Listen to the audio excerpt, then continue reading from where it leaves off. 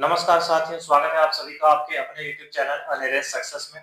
तो भाई एक बहुत बेहतरीन अपडेट हम आपके लिए लेकर आए हैं, ठीक है, जिसमें हम आरआरबी ग्रुप डी 2026 का ऑफिशियल नोटिफिकेशन जो वो जारी हो चुका है, आउट हो चुका है, ठीक है। तो इसमें इस वीडियो के अंदर हम जो डिस्कस करने वाले हैं, ठीक है, जो योग्यताएं हैं, सिलेबस है, एग्जाम पैटर्न, सैलरी, आयु और जो सिलेक्शन का प्रोसेस है और जो संपूर्ण जानकारी है वो हम इस वीडियो में डिस्कस करने वाले हैं।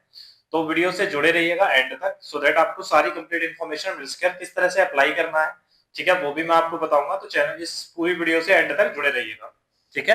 तो चलिए देर ना करते हुए स्टार्ट करते हैं। तो सबसे पहले बात कर लेते हैं ऑनलाइन एप्लीकेशन की। इसका जो एडवर्टाइजमेंट था वो 27 दिसंबर को आ चुका था ऑफिशियल वेबसाइट पे, ठीक है। और जो ऑनलाइन एप्लीकेशन है वो स्टार्ट हो चुकी है भाई, कब से? 31 जनवरी से।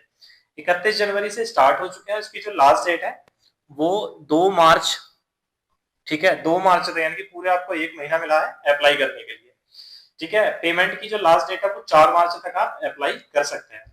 तो जाके वेबसाइट पे आप इससे बीच में आप अप्लाई कर सकते हैं, ठीक है। अगर किसी प्रकार की कंफ्यूजन होती है तो आप कमेंट में हमें बताइएगा, मैं वो डाउट आपका क्लियर कर दूंगा।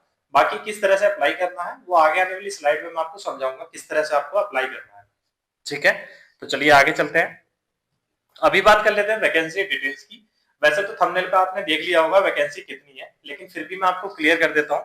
जो टोटल वैकेंसी है वो 21,997 वैकेंसी है। 22,000 कह सकते हैं, 3 कम है, तो 21,997 वैकेंसी यहाँ पर आपके लिए आई है, ठीक है। इसके अलावा बात करें तो ये जो पोस्ट जो जॉब है वो लेवल 1 की पोस्ट है, ठीक है, जिसमें आपको 7 सीपीसी के अकॉर्डिंग, ठीक है, यानी कि 7वें वेतन के अकॉर्डिंग आपको सैलरी मिलती है। इसमें जो आपकी सैलरी की बात करें तो 18,000 आपका बेसिक होगा। इसके अलावा आपके कुछ अलाउंसेस होंगे, जैसे डीए हो गया, एचआरए हो गया, जो आपको इसमें मिलते हैं। तो लगभग सैलरी जो आपकी रहेगी वो 30 से लेकर 35,000 के बीच में रहेगी स्टार्टिंग में, ठीक है। रेलवे की जो वैकेंसी जो सैलरी डिसाइड होती है वो बेसिकली सिटीज के ऊपर डिपेंड करती है, ठीक है। एक्स वाई जेड सिटीज होती है, उसके हिसाब से सैलरी आपको मिलेगी, ठीक है। तो जो कि 30 से 35 के बीच में होगी। इसके अलावा वैकेंसी का जैसे मैंने आपको क्लियर कर दिया, तो अगली स्लाइड पे चलते हैं आगे की चीजें डिस्कस करने के लिए। अभी बात कर लेते हैं एग्जामिनेशन फीस की। जब आप अप्लाई करेंगे तो उसमें आपको फीस भी देनी होगी। तो जो फीस है यहाँ पे मेंशन कर देता हूं मैं, लिखा हुआ नहीं है शायद। यूआर, ओबीसी एंड ईडब्ल्यूएस, ठीक है, इन सभी के लिए जो फीस रखी गई है वो 500 रुपए रखी गई है। इसके अलावा SC, ST, ex serviceman, PWD और जो सभी फीमेल्स हैं उनके लिए जो फीस रखी गई है वो 250 रुपए रखी गई है। साथ ही साथ ये अमाउंट जो है रेलवे की तरफ से रिटर्न भी दिया जाता है, लेकिन ये सिर्फ उन्हीं कैंडिडेट्स को रिटर्न किया जाएगा जो सीबीटी देते हैं, कंप्यूटर बेस्ड टेस्ट देते हैं। ऐसा नहीं होना चाहिए कि जैसे आपने अप्लाई किया और अप्लाई करने के बाद आप पेपर देने नहीं जाए तो ये पैसा आपको रिफंड नहीं होगा। पेपर देने अगर आप जाते हैं तो ये जो पैसा होगा आपके अकाउंट में ट्रांसफर कर दिया जाएगा। तो जब आप अप्लाई करें तो जो पेमेंट करें वो अपने ही अकाउंट से करिएगा, और वहां पे ऑप्शन भी मांगा जाता है अकाउंट डिटेल्स का, तो वो अपनी ही डिटेल आप दीजिएगा, सो दैट उसी अकाउंट में आपका पैसा ट्रांसफर हो सके, ठीक है। आई होप ये समझ में आपको आया होगा। चलिए अगली स्लाइड की ओर चलते हैं। अगली स्लाइड की बात कर लेते हैं। अगली स्लाइड में दिया गया है एज। एज के बारे में डिस्कस कर लेते हैं, किस एज के कैंडिडेट इस जॉब के लिए अप्लाई कर सकते हैं। सबसे पहले बात कर लेते हैं ओवरऑल जो 18 से लेके 33 साल के जो कैंडिडेट्स हैं, ठीक है, जो यूआर और ईडब्ल्यूएस से बिलोंग करते हैं, 18 से 33 साल के, वो इसके लिए एलिजिबल है, अप्लाई कर सकते हैं।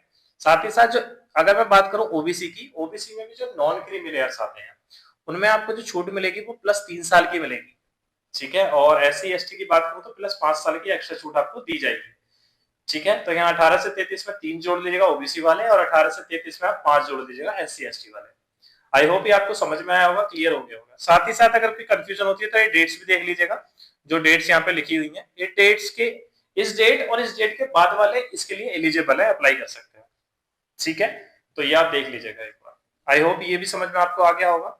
बाकी अगर एज को लेकर भी अगर आपका कोई डाउट रह जाता है तो कमेंट बॉक्स में हमें बताइएगा, हम उसका सोल्यूशन आपको जरूर देंगे, ठीक है। चलिए अगली स्लाइड की ओर चलते हैं। ये स्लाइड में लेकर आया हूं, इसमें दिया गया है important instructions and examination process. सबसे पहले बात करें स्टेज ऑफ एग्जामिनेशन की। स्टेज ऑफ एग्जामिनेशन का पॉइंट यहाँ पे सबसे पहले सीबीटी का पेपर होगा, कंप्यूटर बेस्ड टेस्ट, ठीक है, जो आपको पेपर क्लियर करेंगे। पेपर क्लियर होने के बाद आपको क्या होगा, पीईटी के लिए बुलाया जाएगा, ठीक है, फिजिकल एफिशिएंसी टेस्ट के लिए बुलाया जाएगा, ठीक है। और उसमें जो पास किए जाएंगे कैंडिडेट वो 3 गुना कैंडिडेट पास किए जाएंगे। यहाँ पे लिखा हुआ है 3 टाइम्स, ठीक है। Rate of 3 times. जो वैकेंसी है 22,000 कह सकते हैं वैकेंसी को, तो 22,000 इंटू 3 गुना 22×3 = 66 हो जाते हैं आपके। तो लगभग 66,000 कैंडिडेट्स को पीईटी के लिए बुलाया जाएगा। ठीक है, साथ ही साथ जब आप पेपर के लिए अप्लाई करेंगे, जब एडमिट कार्ड आपके रिलीज होंगे, तो उस समय पे आपके सिटी एंड डेट्स इंटीमेशंस भी आपको डाउनलोड कर सकते हैं जाके साइट्स पे। ठीक है, और साथ ही साथ जो SC ST वाले हैं उनके लिए भी ट्रेवल पास भी किया जाएगा। ट्रेवल पास के थ्रू आप फ्री में ट्रेवल भी कर सकते हैं अगर कहीं दूर आपका एग्जाम होता है तो। ठीक है, आई होप ये समझ में आया होगा। तो एग्जाम के बाद मैंने जैसा बताया पीईटी के लिए बुलाया जाएगा, 3 गुना कैंडिडेट को पास किया जाएगा, और पीईटी में जो पास होंगे उसमें से जो डीबी के लिए बुलाया जाएगा फिर, ठीक है, शॉर्ट लिस्टेड फॉर डीबी, इसमें 1 गुना कैंडिडेट को बुलाया जाएगा। मतलब जितनी वैकेंसी है 22 कह सकते हैं, तो 22,000 अप्रोक्स वैकेंसी है, उन्हीं वैकेंसीज के लिए उतने ही कैंडिडेट्स को पास किया जाएगा। ठीक है, उन्हीं का डीबी होगा। आई होप ये इतना क्लियर आया होगा समझ में। ठीक है, चलिए अगली स्लाइड की ओर चलते हैं अभी। ओके, अगला है एजुकेशन क्वालिफिकेशन। एजुकेशन क्वालिफिकेशंस की बात करें तो डिटेल्ड में लिखा हुआ है। ठीक है, समझ में आता है, वेल एंड गुड है, नहीं आता तो मैं क्लियर कर देता हूँ। सबसे पहले कौन कौन अप्लाई कर सकता है? एक तो 10th वाले, जिन्होंने 10th किया हुआ है वो इसके लिए एलिजिबल है, जिसके लिए कोर्ट केस भी चला था, अभी वहां पे क्लियर हो गया, हरी झंडी मिल गई है, तो 10th वाले भी अप्लाई कर सकते हैं इस पोस्ट के लिए। साथ ही साथ जिन्होंने आईटीआई की हुई है, आईटीआई किसमें? रिलेटेड फील्ड में। रिलेटेड फील्ड का मतलब है कि जो वैकेंसी जिस फील्ड के लिए आई है, ठीक है, जैसे टेक्नीशियंस के लिए आई है, तो अगर किसी ने आईटीआई टेक्नीशियंस में किया हुआ है तो वो इसके लिए एलिजिबल होगा, और ट्रेड में ही अप्लाई कर सकते हैं, जो ट्रेड की वैकेंसी अवेलेबल है और आईटीआई आपने किया हुआ है। ठीक है, तीसरे कौन कर सकते हैं? एक कर सकते हैं एनएससी वाले। एनएससी कौन है? ये अप्रेंटिस वाले, मतलब आपने देखा होगा बीच बीच में रेलवे की अप्रेंटिस की ट्रेड्स की कुछ वैकेंसीज निकलती रहती हैं, तो जिन्होंने अप्रेंटिस वहां से किया हुआ है, वो सर्टिफिकेट वहां से लिया हुआ है, तो वो भी इस पोस्ट के लिए एलिजिबल है। कौन सी पोस्ट के लिए? जिसमें उन्होंने ट्रेड किया है, जिसमें उन्होंने अप्रेंटिस किया हुआ है, तो ये तीनों ही अप्लाई कर सकते हैं। आई होप ये आपको बहुत अच्छे से समझ में आ गया होगा। ठीक है, अगली स्लाइड की ओर चलते हैं। अगली स्लाइड में भी सिलेक्शन प्रोसेस, सिलेक्शन का प्रोसेस क्या क्या है। सबसे पहले सिलेक्शन का जो प्रोसेस है वो 4 क्राइटेरिया दिए गए हैं। ठीक है, सबसे पहला आपका सीबीटी होगा, कंप्यूटर बेस्ड टेस्ट, यानी कि आपका एग्जाम होगा ऑनलाइन। उसके बाद जो क्लियर करेंगे उनको पीईटी के लिए बुलाया जाएगा। मैंने बताया था 3 गुना कैंडिडेट्स को पीईटी के लिए पास किया जाएगा। तो सेकंड में आपका पीईटी होता है। पीईटी से क्रॉस होने के बाद आपका थर्ड होगा डीबी, जिसमें आपको 1 गुना कैंडिडेट बुलाया जाएगा, मतलब जितनी वैकेंसी है उतनों को ही बुलाया जाएगा। ठीक है, उसके बाद आपका मेडिकल हो जाता है उन्हीं कैंडिडेट्स का जो डीबी में पास होते हैं, उसके थ्रू आपकी वैकेंसी की आपको ज्वाइनिंग दे दी जाएगी उसके बाद। तो आई होप ये इतना आपको समझ में आ गया होगा। तो 4 पार्ट्स में ये आपका प्रोसेस है। ठीक है, सिलेक्शन का तो पहला कंप्यूटर बेस, दूसरा पीईटी, तीसरा डीबी या चौथा मेडिकल। ठीक है, आई होप ये क्लियर हो गया होगा आपको। अभी बात कर लेते हैं सीबीटी की, कंप्यूटर बेस्ड की, यानी कि एग्जाम पैटर्न की, है ना। एग्जाम पैटर्न आपको पता होना चाहिए कि एग्जाम में क्या क्या आने वाला है। तो एग्जाम की बात करें तो सबसे पहले जनरल साइंस की बात कर लेते हैं। सबसे पहले जनरल साइंस में आपके 25 क्वेश्चन पूछे जाएंगे जो कि 25 मार्क्स के होंगे। उसके बाद आपसे मैथ्स पूछा जाएगा, मैथ्स में भी आपके 25 क्वेश्चन पूछे जाएंगे जो कि 25 मार्क्स के होंगे। इसके बाद आपको दिया गया है रीजनिंग, रीजनिंग भी आपके 30 क्वेश्चन पूछे जाएंगे, 30 मार्क्स के होंगे। और चौथा पार्ट है आपका general awareness and current affair, जो कि 20 क्वेश्चन होंगे, 20 मार्क्स के होंगे। ठीक है, टोटल इसमें आपके 100 क्वेश्चन बनते हैं। ये 100 क्वेश्चन आपके 100 मार्क्स के होंगे, जिसमें आपको टाइम दिया जाएगा 90 मिनट्स का। ठीक है, 90 मिनट्स आपको दिए जाएंगे, और इसमें जो नेगेटिव मार्किंग है वो 1/3 की नेगेटिव मार्किंग आपकी रहेगी। ठीक है, तो ये आपको पूरा एग्जैक्ट समझ में आ गया होगा। तो ये क्लियर कर लिया, 1/3 की एक अच्छी खासी नेगेटिव मार्किंग होती है, तो ध्यान से अपना तैयारी कीजिएगा, और जो जिस तरह से पेपर को अटेम्प्ट करें तो वो सही हो तभी ये अटेम्प्ट करें, क्योंकि 1/3 की एक अच्छी खासी नेगेटिव मार्किंग होती है, जो मार्क्स को काफी ज्यादा डाउन भी लेके चली जाती है। ठीक है, तो ये क्लियर हो गया होगा आपको कौन सी चीज कितने नंबर की आने वाली है। बाकी हम थोड़ा सा डिटेल में आगे एक स्लाइड पे डिस्कस करेंगे कि किस तरह से आप तैयारी कर सकते हैं। ठीक है, अभी बात कर लेते हैं अगली स्लाइड की। अगला स्लाइड कहता है सिलेबस।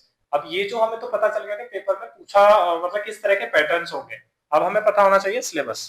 सबसे पहले जैसे हमने बताया मैथमेटिक्स, ठीक है, मैथ्स में 25 क्वेश्चन आपसे पूछे जाएंगे जो कि 25 नंबर के होंगे। इस वाली स्लाइड का एक बार आप स्क्रीनशॉट ले लीजिएगा, और जहां भी आप पढ़ते हैं, मतलब आप घर में आप पढ़ते हैं, जिस टेबल पे पढ़ते हैं उसके सामने ये चार्ट लगा लीजिएगा। अगर आप लाइब्रेरी में पढ़ते हैं तो डेस्क के सामने ये चार्ट होना चाहिए। ठीक है, तो इतना क्लियर हो गया होगा आपको। ओके, तो अभी बात कर लेते हैं जो इसमें मैथमेटिक्स की बात करूं तो ये सारे जो चैप्टर्स हैं ये पूछे जाएंगे, जिसमें एलसीएम हो गया, एचसीएफ हो गया, रेशियो, प्रोपोर्शंस हो गया, परसेंटेज, ये सभी पूछे जाएंगे।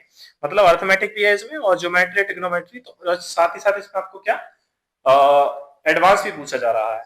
तो इस हिसाब से तैयारी करिएगा ताकि दोनों को आप प्रिपेयर कर सकें उस अकॉर्डिंग। तो सेकंड पे आप बात कर लेते हैं रीजनिंग। रीजनिंग में आपसे पूछे जाएंगे 30 क्वेश्चन जो कि 30 नंबर के होंगे, जिसमें आपको ये सारे चैप्टर्स जो दिए गए हैं इनको भी प्रिपेयर कर लीजिएगा, इन्हीं में से क्वेश्चन आपसे पुट अप होंगे पेपर में। अभी बात कर लेते हैं जनरल साइंस की। जनरल साइंस की बात करें तो भाई इसमें इन्होंने चैप्टर्स तो नहीं दिए हैं, बट इन्होंने क्या है 10th स्टैंडर्ड लेवल यानी कि सीबीएसई में जो बेस्ड होता है उसमें उस तक का ये पूछेंगे, जिसमें फिजिक्स केमिस्ट्री और लाइफ साइंस के क्वेश्चन पुट अप करेंगे आपसे पेपर में। तो इस हिसाब से एक बार देख लीजिएगा 10th तक में क्या लेवल होता है, उस हिसाब से आप तैयारी कर लीजिएगा फिजिक्स केमिस्ट्री और लाइफ साइंस की। ठीक है। फोर्थ पॉइंट है आपका करंट अफेयर और जनरल अवेयरनेस। इसमें दिया है जनरल अवेयरनेस और करंट अफेयर। करंट अफेयर पे पूछेंगे लेकिन जनरल अवेयरनेस के क्वेश्चन। ठीक है, जिसमें ये science and technology, sports, culture, personalities, economics, politics and other subject of importance. ठीक है, अदर सब्जेक्ट्स भी पूछेंगे, ऐसा नहीं करंट अफेयर के अलावा कुछ और नहीं पूछेंगे।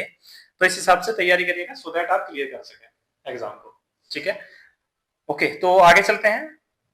अगली स्लाइड क्या कहती है? अगला है भाई फिजिकल स्टैंडर्ड। फिजिकल में क्या क्या पूछा जाएगा वो मैं क्लियर करता हूँ। जब आप पेपर क्लियर करेंगे तो फिजिकल के लिए आपको बुलाया जाएगा, जिसमें मेल कैंडिडेट्स की सबसे पहले बात कर लेते हैं। मेल कैंडिडेट्स के लिए क्या स्टैंडर्ड है? सबसे पहले बात कर लेते हैं 1000 मीटर रेस की। 1000 मीटर रेस आपकी करवाई जाएगी, जिसमें आपको टाइम दिया जाएगा 4 मिनट 15 सेकंड। इसमें आपको चांस एक ही मिलेगा, इस एक चांस में आपको 4 मिनट 15 सेकंड में आपको 1000 मीटर की रेस मारनी है। कोई बहुत ज्यादा लॉन्ग, बहुत ज्यादा वो नहीं है कि आप क्लियर नहीं कर पाएंगे, बहुत आराम से क्लियर कर सकते हैं। अगर आप 1 से 1.5 महीने की एक अच्छे वे में आप तैयारी करते हैं फिजिकल की, तो यू कैन क्लियर। ठीक है, this race. And after that बात कर लेते हैं हम सेकंड पार्ट की। सेकंड पार्ट में आपसे करवाया जाएगा 100 मीटर की रेस आपसे करवाई जाएगी, जिसमें आपको 35 किलो का वेट लेकर भागना होगा 2 मिनट में। ठीक है, इसमें एक कंडीशन होती है, 1 चांस दिया जाएगा without putting the weight down. ठीक है, वेट डाउन नहीं होना चाहिए। ठीक है, एक चांस में आपको क्लियर करना है। 100 मीटर की रेस है 2 मिनट। 2 मिनट बहुत अच्छा खासा टाइम है।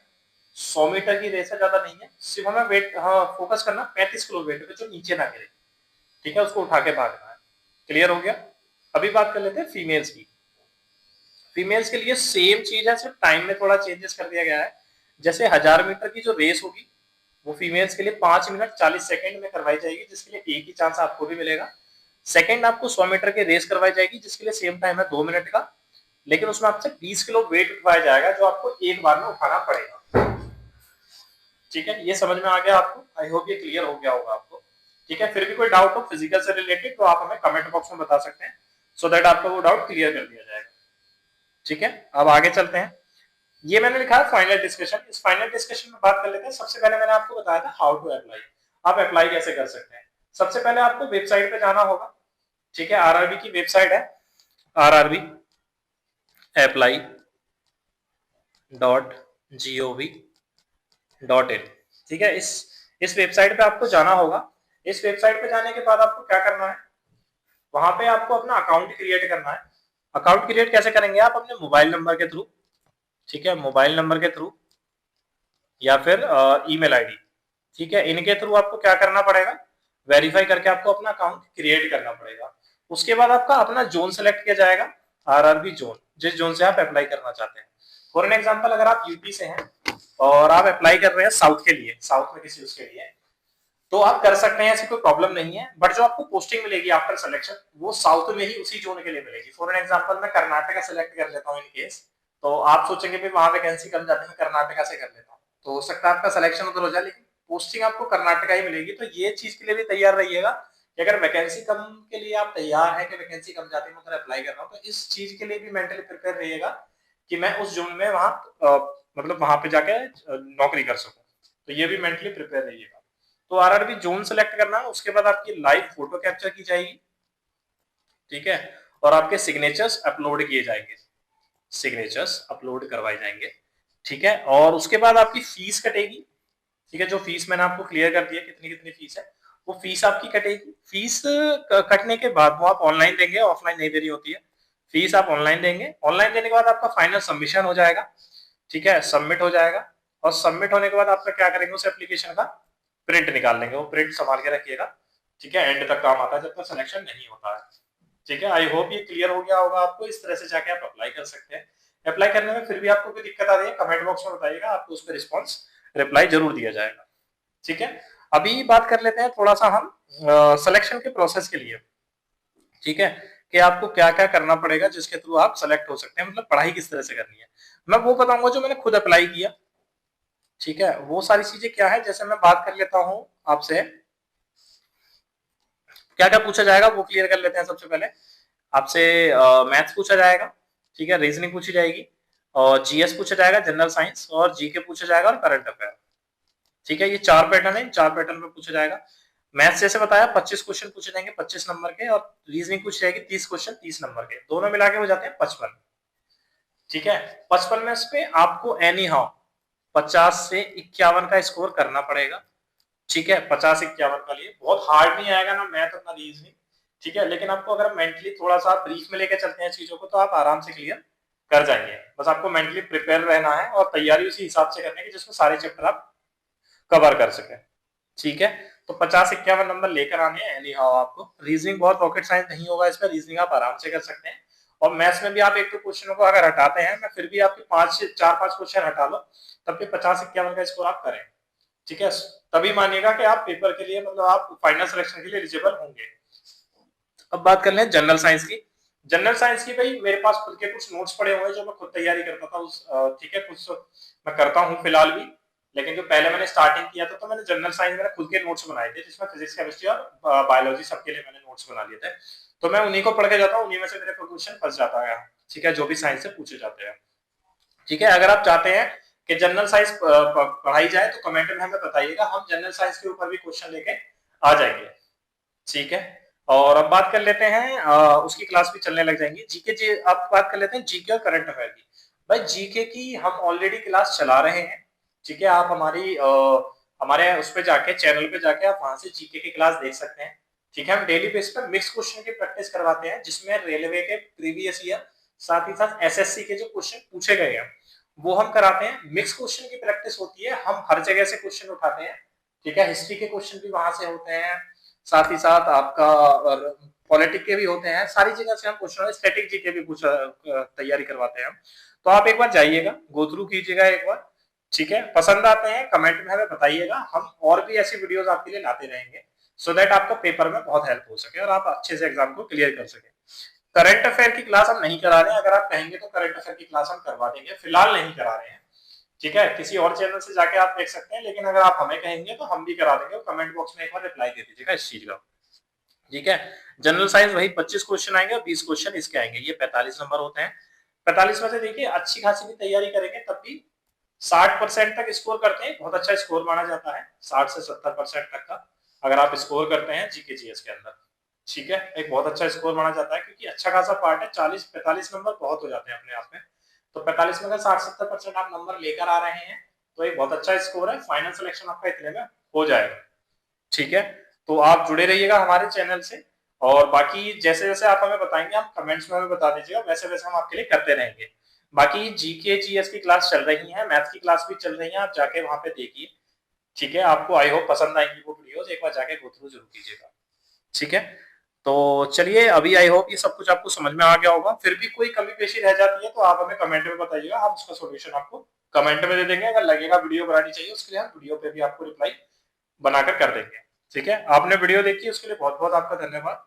ठीक है, आप वीडियो पसंद आई हो तो लाइक जरूर कीजिएगा, दोस्तों के साथ शेयर करना बिल्कुल ना भूलें, और आपको ऐसी ही और अच्छी अपडेट्स के लिए हमारे चैनल को सब्सक्राइब जरूर कर लीजिएगा। ठीक है, आप हमें फॉलो कर सकते हैं यूट्यूब पे, फेसबुक, इंस्टाग्राम और टेलीग्राम पे। ठीक है, किस नाम से, एक ही जगह सारा नाम है अनिरेश सक्सेस, आप जाके सर्च करिएगा अनिरेश सक्सेस। और मेरा नाम सुमित है, मैं खुद गवर्नमेंट सर्विस में हूँ अभी, चंडीगढ़ पुलिस में। तो जुड़े रहिएगा, आपको अच्छी अपडेट्स मिलती रहेगी। ठीक है, चैनल को सब्सक्राइब करना बिल्कुल ना भूलें। Thank you so much, bye bye, take care, all the very best.